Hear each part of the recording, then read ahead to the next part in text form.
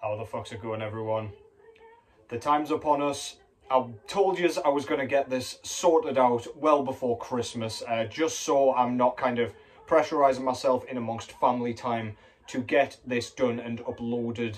I've been doing pretty much nothing but checking out the 2023 releases that I missed and revisiting a lot of the 2023 albums that I'd already bought as well. So yeah, there's been a ton of vinyl spinning over here throughout this week, just kind of downloading information for this video, for the list. Not that it matters at all, but I always really enjoy doing these because I love shouting out the kind of bands and albums that have really resonated with me over the kind of past year, whichever year that may be.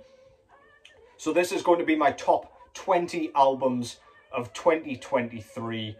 I'm going to try not to talk too much here because you know what I'm like. This will end up being an insanely long video otherwise. I do expect this to be a bit of a long form video, so hopefully you enjoy that. If you can't manage to kind of hack 45 minutes or whatever of me talking, then fair enough, I guess. To be honest, I couldn't. So yeah, without further ado, I'll just get into the housekeeping first of all. So this, as I say, 20 albums, all of which I have at least bought. So every single album on this list is something that I own. So I own 19 of them as it stands. And the other one I actually pre-ordered back in June or something. And the vinyl pressing still hasn't come into fruition. So unfortunately, I'll just be kind of showing a picture and talking about it that way. But yeah, there's only one of those. So not too much to worry about. Everything else I have on vinyl. Just because these videos, if I don't have all of the releases, A, did I enjoy them that much? Because, I mean, you prioritise the albums you really love, right? And B, it doesn't make for as interesting a video if I'm just kind of talking about shit that I don't have in my hands, kind of to show, basically. Also, this is my list. These are the albums that have resonated with me. They're very personal to me, so I don't know, whatever mood I was in at the time of first listening to them, things like that.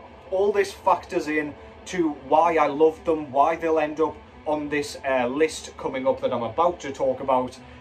So yeah, if you have different picks, perfectly fine, but don't give me shit like, this should be on here. No, it shouldn't. This is my list. I've either not heard whatever album you're talking about, or it didn't kind of resonate with me, I didn't enjoy it that much, or it wasn't my bag, or whatever. What I will encourage is, please put your kind of picks down in the comments. Just say, have you heard this? Check out my list. Whatever. Just don't be a dick about it, basically. Let's have a good time. Potentially discover some new music. Hopefully discover some new music together, because I love going into my comments section and pulling new recommendations out of there. And yeah, let's just have a fun one, right? Cheers, everyone. Got a famous headless beer here, although decent head, considering what I normally show on here. And let's get into it with what we've got going on in the background. I've picked an album that's pretty long, just so I don't run out of kind of music in the background. This is 1914 out the Ukraine, with their sophomore full-length album, The Blind Leading the Blind. Black and death doom, not in a kind of war metal-esque way, very melodic at times, lots of great sounding blasting drums, production's pretty good, some of the lead work is stunning, really fucking cool. The Exploited cover on this one, Beat the Bastards, very cool. Yeah, love this shit, man. I'll not talk too much about it because I already have spoken plenty about it in the past. And I've got a backup CD here. This is the Autopsy demos out on Peaceville Records. I will throw that on if indeed this album finishes, but hopefully we shouldn't be over the hour mark or whatever that album is. Yeah, so let's just get into this thing. I'll try and remember to number them as I'm going through, because I know what I'm like, I forget, and then by the time we get to, what, album number 15, totally forgotten which numbers they are, and everything goes tits up. But first of all, nice and simple, couple more honourable mentions to show yous. I wasn't 100% certain that they weren't going to kind of make my final 20 list, so they're turning up here instead. First of all, out of the US, we've got Ebony Pendant with their sophomore full-length album entitled Ebony Pendant. Nice and simple. Really long album considering it's pretty much straightforward kind of Scandinavian worship black metal. But yeah, this is fucking fantastic. If you liked his early work, you'll dig this. Production's pretty kind of gnarly, raw. And the music is fantastic. Some stunning melodies on this thing. We've got some like piano interludes. It's just a very patient, very, very well arranged full-length album. Double LP, well worth your money. This one is quite pricey. However, you do get a really hefty booklet in this thing. And the kind of overall aesthetics and package are excellent. So yeah, well worth picking up. That's Ebony Pendant. With Ebony Pendant, that was put out through ASRAR, not sure. And then the second and final honourable mention that I've got to show here is Ahab with the Coral Tombs.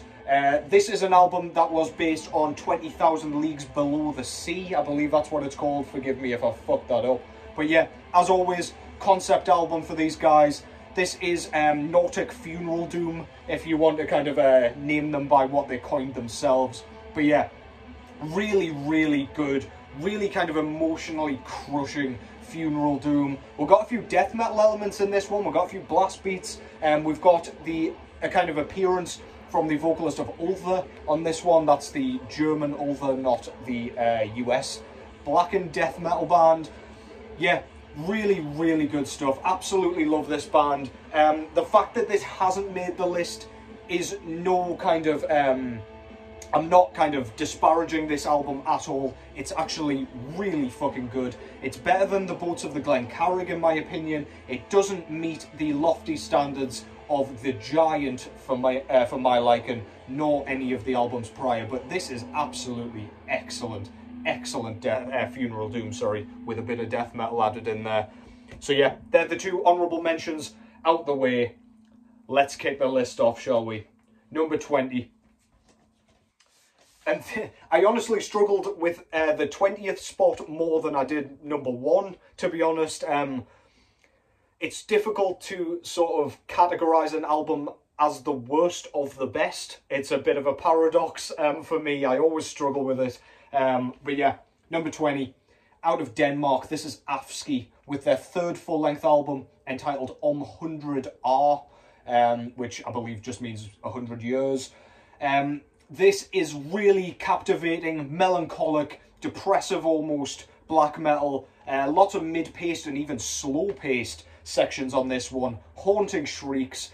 Some beautiful, beautiful acoustic moments, especially on the first track, Stormful to Have, which has this just gorgeous acoustic melody going alongside the raspy, grating sort of tremolo riffing with the electric guitar. Stunning, stunning album. Absolutely love that thing. That's number 20, Afsky on Hundrede År. Number 19, this is an album I have not seen enough for my liking, popping up on year-end lists and even just in general, to be honest. Came out pretty early this year. I think it came out around February, January time. But this is Deiquisitor with their fourth full-length album entitled Apotheosis. Yet another Danish band, but this time a band kind of existing in the Curta'n death metal sort of sound sphere. This is incredibly brutal, crushing death metal. We've got some really nice kind of China symbol work on this one, which is, it can get a little bit distracting. It's a little bit overused. It's used in every single track on this thing, but yeah, it just adds a whole other element of chaos to this band's sound. Not really anything like the kind of groovier bands like Frenlith or Untergang in this sort of scene, but yeah, this is a robotic, crushing monster of a brutal death metal album. Absolutely fantastic. Apotheosis by Deiquisitor. Go and check that shit out. Number 18, out of the US, we've got an album again from very early this year that I really, really loved. Again, as soon as I heard it. This is Spirit Possession with their sophomore full-length album entitled Of the Sign. This was put out through Profound Law Records. This is really quite bizarre sounding blackened death thrash, I want to say. It's very, very unusual. It's almost got a bit of a psychedelic twang to the lead guitars, to the rhythms even as well. Very erratic, very jumpy all over the place. Almost sounds a bit like a cross between a bit of black metal and like a proto-death metal band, is probably the best way I can describe it. Very unusual. The vocals are just steeped in reverb, very echoey, and just really uncomfortable. It sounds like he's fucking recording this at the bottom of a well or some shit. But yeah, there are some magnificent riffs on this thing. I believe one of the guys out of this band is also in Ulthar, that's the US Ulthar. So yeah, had a busy year over here, but yeah, fucking great stuff. That's Spirit Possession with Of the Sign. Magnificent shit. Number 17 here. If I can get this out the goddamn sleeve. Wow, this is embarrassing. Not a problem I anticipated coming up, but yes, here we are. There we go. Fuck me. Sorry, guys. Next up is a US black metal band, kind of raw-ish black metal band. This is Blutschwur with Those of My Blood. I believe this is their debut full-length album, and this is really kind of catchy as hell, really well written, kind of black metal with a raw tinge. The production is pretty muddy and quite fuzzy. The guitars can kind of meld into the background a little bit with this thing, but this is really at times groovy, very sort of melodic and infectious, contagious black metal of the highest order. I've seen quite a few people talking about this one, and rightly so. It's just a headbanger from beginning to end. Absolutely love this thing. That's Blutschwur with Those of My Blood. Yeah, fantastic album. Next up at number 16, hopefully I haven't already fucked up the ordering of this, but anyway, this, instead of the US, which we've had a lot of so far, is a band from my neck of the woods, out of Darlington. This is Wynter Myst with their, I think, debut full-length album entitled Bitter Hymns. This came out through Death Prayer Productions or Death Prayer Records, and this is really well written, frostbitten, icy cold black metal. Very traditional sounding. It just sounds like it was kind of crafted with the mindset on those kind of early Scandinavian bands. It's not too kind of raw. You can hear everything that's going on, which is just as well because there are some absolutely ferocious riffs on this thing. But yeah, this is one of those albums that's just a really fun time. It's very memorable and very straightforward, which I really appreciate. It's one of those albums where it's way better than it could have been had the songwriting not been up to snuff, but this is magnificent. Shout out my guy Steve Blackwood for this one. I'm not sure if, I think this might be a one-man project, but yeah, correct me if I'm wrong, Steve, but this is absolutely wonderful stuff. Check that out. Wynter Myst, Bitter Hymns. At number 15, flying through these fucking things so far, we've got a band based out of Scotland, and this has been turning up on everybody's list that I've seen so far, and very rightly so. Justified as all hell. This is Hellripper with their third full-length album, yeah, entitled Warlocks, Grim and Withered Hags. If you like your kind of thrashy, blackened speed metal, then this is an absolute must, and I'm sure you've heard it a million times by now. This was put out through Peaceville Records, and I've been a fan of this band since the very beginning. However, this is undoubtedly their best work to date, or his best work to date, I should say. One-man project by James McBain. This is incredibly technically impressive, black thrash, black speed, whatever you want to call it, a bit of both really. James McBain's completely ridiculous kind of high-pitched shrieks dominate the soundscape here. The riffs are all over the joint, really kind of mind-melting, even when they're just the kind of rhythm riffs. And then the soloing on this is just mesmerizing. He's always been a brilliant musician when it comes to crafting solos that feel like they're in place. They have a justification for being there. They're melodic and they fit alongside the kind of riff work. And yeah, this is a mind melter, a brain musher, just a skull pulper from beginning to end. Fantastic stuff. Hellripper, Warlocks Grim, and Withered Hags. Used a drum machine on this one as well, and it does not sound like it at all. I was astounded when I found that out. But yeah, wonderful, wonderful album. As you all know, judging by its inclusion on all your lists so far. Next up, this is an album that I really, really didn't expect at all. I'd never heard of this band prior. I saw this magnificent Adam Burke artwork and went to listen to it, and it floored me. This is Rezn with, I'm not sure how many albums in this was. I should have checked that out. I do apologise. But this is their brand new 2023 full-length album entitled Solace. Now, compared to everything else on this list, this is a little bit unusual. This is sort of atmospheric, ambient doom metal, but emphasis on kind of funeral doom elements, I would argue here. Very slow and sluggish, almost androgynous sounding vocal performance here, which is really, really cool. It's very eerie, very wispy, and the vocal melodies themselves are very, very memorable, really catchy, and they stop this album from becoming a little bit tedious just because of the sluggish nature of it. But yeah, if you're in the market for some kind of thought-provoking doom metal where it could also be kind of put on the background, it wouldn't go amiss, I suppose. But yeah, when you really immerse yourself in this thing, it is absolutely wonderful. This floored me, it blew me away. I couldn't believe how good it was. Yeah, clean vocals, of course, as it's doom metal, but yeah, absolutely fantastic. That's Rezn with Solace. Next up is an album at number 13. Let's keep this going, shall we? I've seen this popping up an awful lot, and again, lots of people's album of the year this year. Number 13, not quite as high as I would have liked it.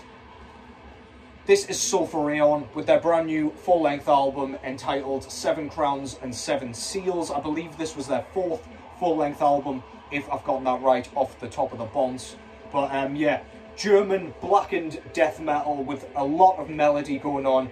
Lovecraft themed, if you can't tell by the massive fucking picture of Azathoth there bleeding out of his gaping orifice. There's a sentence I didn't expect to say today. But yeah, really well written again. Lovecraft themes getting a little bit stale, as in I feel like I've heard all the lyrics before on other albums, and to be fair, there's only a limited amount of content you can use. But yeah, very poetic in terms of lyricism, as always, well structured. It's just all the same kind of names of all the deities coming up. Dagon, Nyarlathotep, Cthulhu. It's all merging into one a little bit for me at this point. But the riffing, the songwriting, the chanted clean vocals are all brilliant here. It just hasn't captured me quite as much as I thought it would. It did immediately, but have I returned to it as much as I would have liked? Honestly, no. I would have liked this to have been on constant rotation with no distractions, but perhaps that's just testament to everything else that came out this year. But yeah, regardless, a phenomenal, phenomenal return to form after a good while off. I believe this is their 5th year of inactivity, or it would have been had they not released that one. Out on Van Records, that one. That was Sulphur Aeon with 7 Crowns and 7 Seals. Next up is an album, again, I've seen quite a few people raving about, which is really great to see. You either love it or you hate it. The Marmite man himself. This is Abysmal Spectre's solo project, or one of many, entitled Curtain Wall. This is the debut full-length album, and this is entitled Siege Obsessed.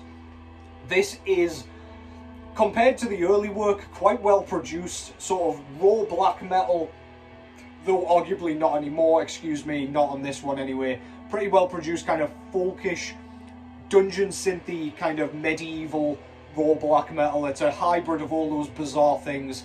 It's got lots and lots of character. Super catchy, super zany, super goofy. As if the album cover doesn't show you what you're in for. Those guys look like they'll march into battle, trip over themselves, and fall face first onto a sword or a spear. It's one of those things, very Monty Python-esque. We've got some very, very cool kind of clean vocals on this one from Elvia, I believe she's called. But she does the choral hooks on a few of these tracks. The track Fear of God, or at least the re-recording of that, which ended up on an earlier demo, is brilliant on this one. Just the lyrics are fantastic, and it's just a fun time. Go and give it a whirl. That came out through Phantom Lure and Grindstone Productions. That was at number 12, Curta'n Wall with Siege Obsessed. And number 11, before we get into the top 10, is this one. I've seen a bunch of people saying they're disappointed about this one, and I don't see why at all. I know why off the dome, which I'll get into in a second, but this, at number 11, is Minenwerfer with their 2023 full-length album entitled Feuerwalze. This might be their third or fourth full-length, I can't quite remember. But this is US black metal themed entirely around the World Wars. This, at least World War One, I'm not sure if it goes into World War Two as well, sorry, but yeah, compared to Alpenpasser, that's one of my favourite albums of the last God knows how many years. That was a very atmospheric affair, very emotive, very heart-wrenching, whereas this one takes the approach of kind of Marduk's Panzer Division. This shit comes in, guns blazing, peppers you with shrapnel, and leaves with your body mangled, peppered with fucking holes on the ground. Absolutely fantastic. It still captures that war theme brilliantly, but it really captures the chaos and just the fear of the front line. It's absolutely magnificent. Yeah, I guess people wanted the sort of dainty solos that we got on Alpenpasser and the sort of beautiful atmospheres, but yeah, we still get the solos on this thing, but also with a swift punch in the fucking teeth to go alongside them. That's Minenwerfer with Feuerwalze. And let's get into the top 10, shall we? This is where we get into the meat, the real heavy hitters. Let's take a swig of beer quickly. Wet the old whistle. Number 10, we have, out of Philadelphia, Poison Ruin with their sophomore full-length album entitled Harvest. If you're not familiar with Poison Ruin, they play a sort of, it's inherently punk, but it's definitely got an aspect of post-punk and death rock in there. The production's pretty raw and grainy for a punk album, which gives it a real sense of grit and aggression and ignorant hatred, which I just love. Really catchy tunes, some pretty simplistic but very well written riff work on this. This is one of my most returned to albums of the year. Just completely infectious, completely contagious, and I can't get enough of it, man. Brilliant stuff. Saw them live at the beginning of this year as well, and they're well worth a watch. Just like old school sounding punk without the tedium that I often find comes along with the very, very bare bones, simplistic playing style. But yeah, fantastic stuff. That's Harvest by Poison Ruin. At number 10, Relapse Records put that one out. At number 9, this one for a long time there I thought was going to be number 1, but then things just kind of pushed it out of the way. But this is, I believe, out of the US, Ascended Dead with their sophomore full-length album entitled Even Fall of the Apocalypse. This is their debut on 20 Buck Spin, and this is a swirling, churning maelstrom of just unrelenting chaos. Blast beats all the way through. If you enjoyed Abhorrent Manifestation, then this one shouldn't be too much of a surprise to you. The vocals particularly are almost this kind of howled cry mixed with a sort of scream slash growl, and they just, honestly, they send chills down your goddamn spine, leave the hairs on the back of your neck standing up to attention. And yeah, there are some serious riffs on this thing. There's some really nice kind of Latin playing on the latter half of the album at some point. Can't remember particularly which track they turn up in, but just adds a really interesting, really unpredictable and surprising aspect to this album. Very, very good. If you like anything even remotely chaotic, cataclysmic, then yeah, give that a whirl. Ascended Dead at number 9 with Evenfall of the Apocalypse. Number 8. I didn't expect to like this one as much as I did, especially when I first heard it, because it's pretty bare bones. But this band is out of Wales. This is Crymych with their, I want to say, 3rd full-length album entitled Songs of Sistrum. This was brought out also through Death Prayer Records, been absolutely killing it this year. This is a band out of Wales, I can't remember if I said that, but this is raw black metal mixed with kind of dark ambient dungeon synth kind of stuff yet again. Y'all know I like that weird shit. But this is very kind of hollow sounding raw black metal. So in the background we've got the haunting howls slash screams, we've got the almost, I don't know, you can barely even hear the blast beats at times in the background there. The riffing, you've really got to get your ear in to hear. The screams are, yeah, as I say, haunting as fuck. I'm tripping over my words at this point because I'm passionate as shit about this thing. But yeah, some of the drum work on this is really, really cool. After the kind of distant blast beats, we at times get these really, really loud sounding sort of just drum rhythms. But the snare drum is super, super loud and very clear in the mix. And we've got some really nice like 16th note bass kicks going on. It's not super complex playing, but it's very, very nice. Got some like almost D beat playing as well at times.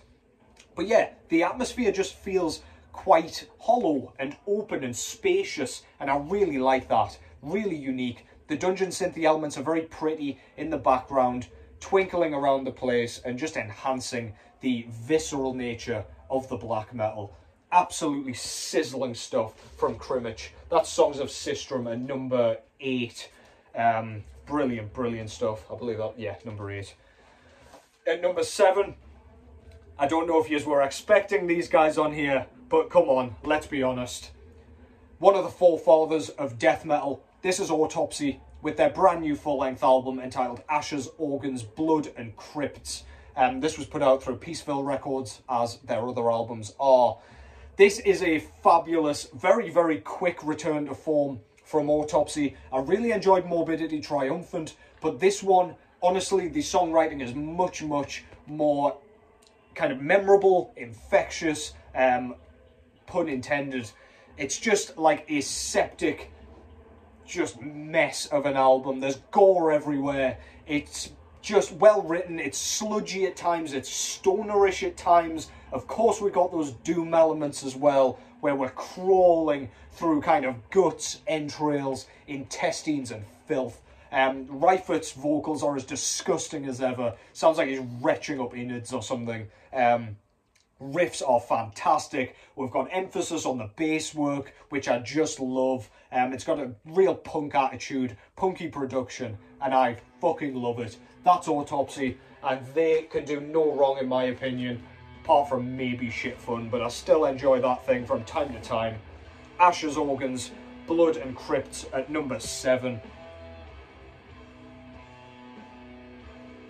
At number 6 now, we've got yet another classic band, and one I didn't expect to enjoy as much as I did, just because I always quote this band, as being the AC/DC of death metal, where everything's good, but it's difficult to keep up with, and once you've heard one, you've kind of heard the rest of them. But this really grabbed me, a little bit like Violence Unimagined did a couple of years ago. Eric Rutan's added a whole new element to Cannibal Corpse, and this is their brand new full-length album. I believe it's their 16th album, which, yeah, again, just backs up my point. Fucking prolific, chaos horrific, through Metal Blade Records. The lead work's sensational, really memorable. Rutan's got his own sound. If you don't know him, he's the guy who used to be in Morbid Angel, Ripping Corpse, Hate Eternal. I believe he's still in Hate Eternal. But yeah, brilliant stuff. Corpse Grinder at the peak of his powers. Sounds a little bit lower register to my ears on this one. I don't know if that's accurate really. But yeah, riffs all over the place. Very, very groovy at times. Very memorable. Songwriting's as exquisite as ever. I do not know how this band keeps up with the consistency at the rate they are. Absolutely fantastic stuff. Cannibal Corpse, Chaos Horrific. You already know that album. Number 6. Absolutely sensational. Again, Autopsy's a band I would always favour over Cannibal Corpse in general. But yeah, not with that one apparently. That's Chaos Horrific at number 6. At number 5 now, we're really getting into the meat and potatoes here, and not in a simplistic way. Number 5, you knew it was going to be in here. I'm always preaching from the rooftops about this band. This is Swiss atmospheric black metal band Aura with their, oh goddamn, 5th full-length album to date.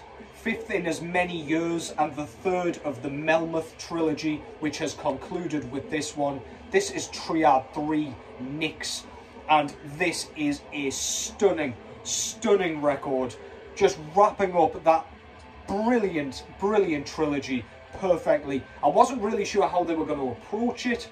Were they going to take a more ambient route, or at least a little bit more atmospheric and pretty, or were they going to continue in the vein that they have been, with a nice balance between the really raspy, high register shrieks of Fluss and the really just quite technically complex, especially for this genre's style, guitar leads and things like that. But they didn't. They've just... Sorry, no, they did. They kept like a nice kind of mix of the two things, mix of the two sort of styles, and that works perfectly for this band. They didn't need to change anything.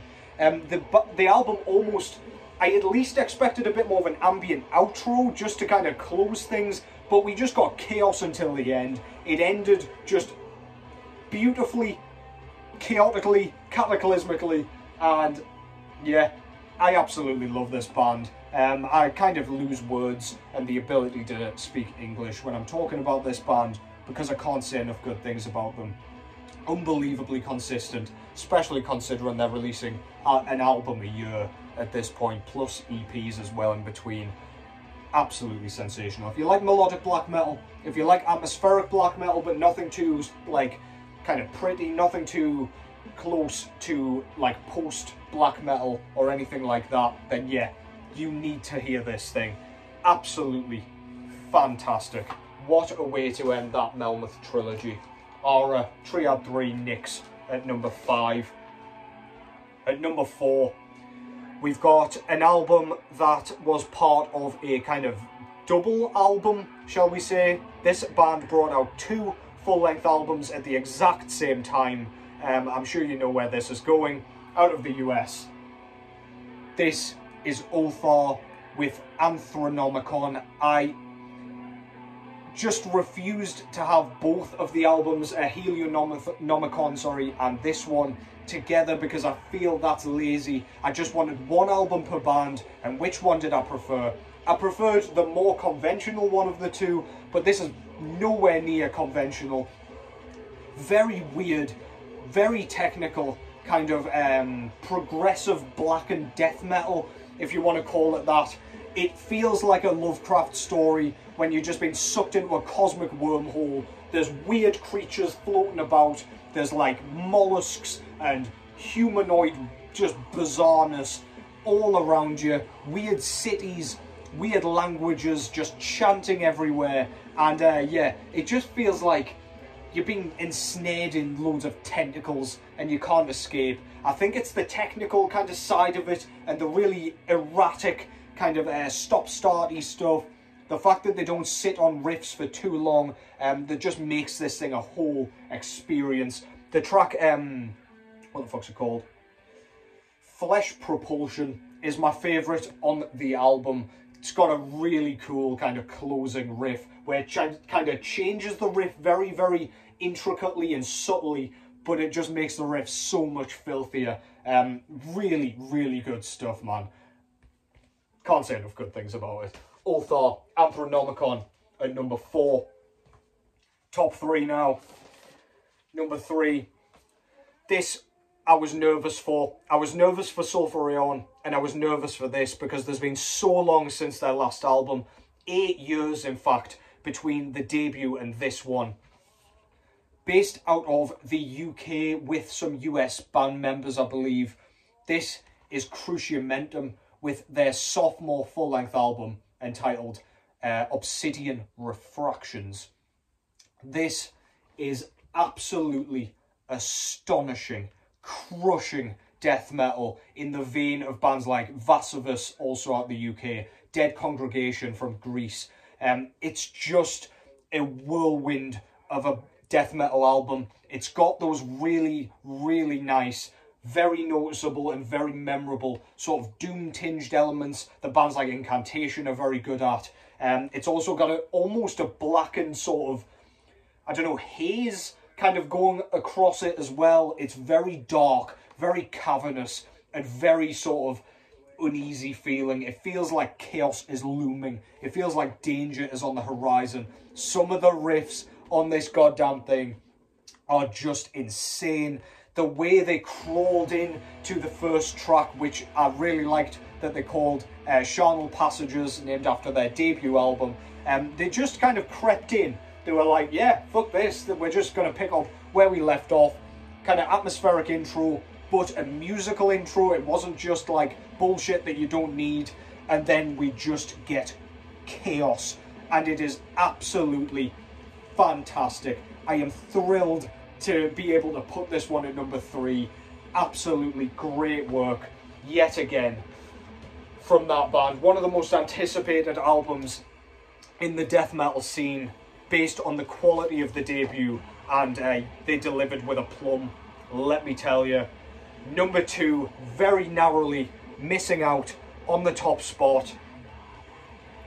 This is Tetragrammacide with their sophomore full-length album entitled Typho-Tantric Aphorisms from the Arachneophidian Qu'ran. Fuck me. I'm going to try not to say that too many more times yet again. This is Indian black and death metal, bestial black metal, war metal, whatever you want to call it. Absolutely phenomenal stuff. This band uses a great deal of blast beats, just straight in your face, whirlwind drumming to just blow you away, beat you senseless. And then they use kind of beautiful, or beautifully utilized anyway, they sound completely discordant, almost dissonant guitar squeals, which just rattle around the soundscape like electrical bolts, impulses, synapses, whatever you want to call them. And yeah, it just adds a whole level of just absolute Armageddon. This is music to play to the apocalypse, and I absolutely love it. They managed to capture the kind of like, I don't even know what to call it. It sounds very traditional. The like Kalimar kind of chanting sort of thing, where it's like almost vibrato, clean vocal work. You'll know what I mean when you listen to it. It opens the album with it, and there are little interludes in between, little snippets. And yeah, it just creates such a blasphemous atmosphere. Like, you shouldn't really be celebrating the chaos around the kind of religious implications. But yeah, this thing is absolutely monstrous. I can't say enough good things about it. It's blown my tits off this year, and I hope it'll blow yours off too. This is Tetragrammacide with Typho-Tantric Aphorisms from the Arachneophidian Qu'ran. God damn, try saying that 3 times quickly when you're drunk. And finally, the one album I don't have on vinyl yet. I pre-ordered it. My number 1 album of the year. My most visited, or most revisited album of the year, I would say, is hands down this one. This is how technically inept I am. This is Passéisme with their sophomore full-length album entitled Alternance. This was put out through Antique Records, and this is a Russian melodic black metal band playing kind of French black metal, if that makes any fucking sense. It's almost progressive the way it's dotted between riff ideas. It's erratic as all hell. It's very, very strange. We've got like sort of bass work that is clearly played with fingers and not a pick. It's very, very much at the forefront of the mix, really technical and very, very audible. The vocal performance here is just a kind of unhinged yell. This guy sounds like he's been locked up for years and has had nothing but his own mind to kind of torture him while he's been in there. They're very echoey and reverberating. The riffing itself is really, really erratic again. Very twiddly. Lots of kind of tremolo work going on here. But I can almost hear the guy's hand moving up and down the fretboard. It's all over the place. The drum work is sensational. We get some DB, we get some thrashy moments, we get those crazy ass blast beats, and some of the fills here are so mind-melting and mind-boggling that I can barely even comprehend what the fuck he's doing.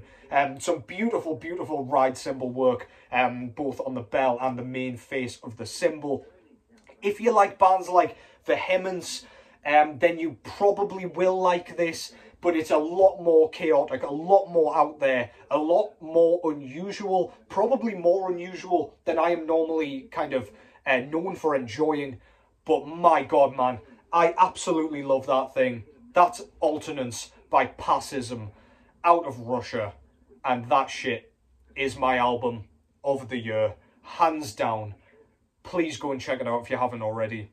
I love that thing. And that concludes my year-end list. We've been going 40 odd minutes at this point. So yeah, hope you've enjoyed that. Let me know what you think of those albums. Have you heard them? Did you enjoy them? Have you returned to them a lot? Did you hold them in as high regard as I did? But yeah, thank you for all the support this year. I will be back with more videos before the back end of the year, but just thought I would celebrate while we're here. The support has been immense. This has been my first year of doing this YouTube thing. I'm probably coming up on a year at this point. And yeah, you guys have been absolutely beyond words supportive for me. Keep commenting.